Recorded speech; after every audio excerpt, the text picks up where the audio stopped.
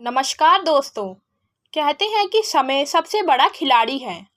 आज मैं आपको एक ऐसी कहानी सुनाने जा रही हूँ जिसमें समय ने कैसे राजा को भिखारी और भिखारी को राजा बना दिया। यह सुनकर आप दंग रह जाएंगे। तो आइए शुरू करते हैं। बहुत पुरानी बात है।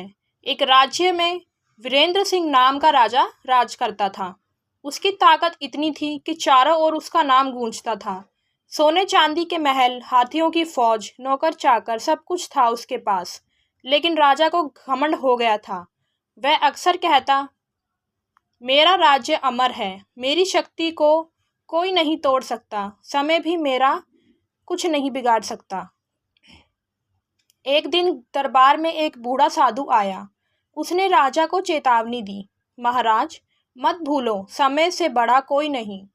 आज आप राजा हैं, कल भीख मांगने वाले बन सकते हैं। राजा हंस पड़ा, ये असंभव है साधु बाबा। साधु ने शांत स्वर में कहा, तो ठीक है, कल सूर्योदय के साथ ही तुम्हें समय का पता चल जाएगा। समय का खेल। अगली सुबह राज्य में विद्रोह हो गया। पड़ोसी राजाओं ने हमला कर दिया। राजा की सेना भाग गई।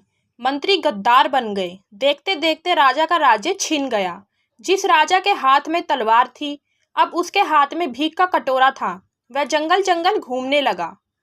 वहीं पास के गांव में एक गरीब लकड़हारा रहता था। संयोग से राजा उसी गांव पहुंचा। भूखा प्यासा राजा लकड़हारे से रोटी मांगने लगा। लकड़हारे ने हंसते हुए कहा, महाराज कल तक आप हमें दुत्कारते थे, अब देखिए समय ने कैसे पलटा मारा। उसने रोटी दी और कहा, राजा हो या भिखारी, समय सबको झुकाता है, लेकिन जिसने ईश्वर का नाम लिया और समय उसका साथ कभी नहीं छोड़ता। शिक्षा।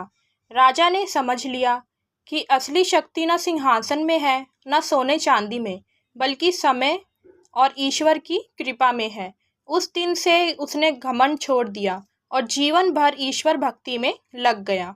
तो दोस्तों, ये कहानी हमें सिखाती है कि समय सबसे बड़ा सच है। आज अगर हमारे पास सब कुछ है तो कल कुछ भी नहीं रह सकता। इसलिए कभी घमंड मत कीजिए और हर हाल में भगवान का स्मरण करते रहिए। तो उम्मीद है कि आपको ये कहानी पसंद आई होगी, और अगर आपको हमारी कहानियाँ अच्छी लगती हैं तो चैनल को सब्सक्राइब ज़रूर कीजिए और वीडियो को लाइक व शेयर करना बिल्कुल ना भूलें। फिर मिलते हैं एक दूसरी नई कहानी के साथ। तब तक के लिए राधे राधे।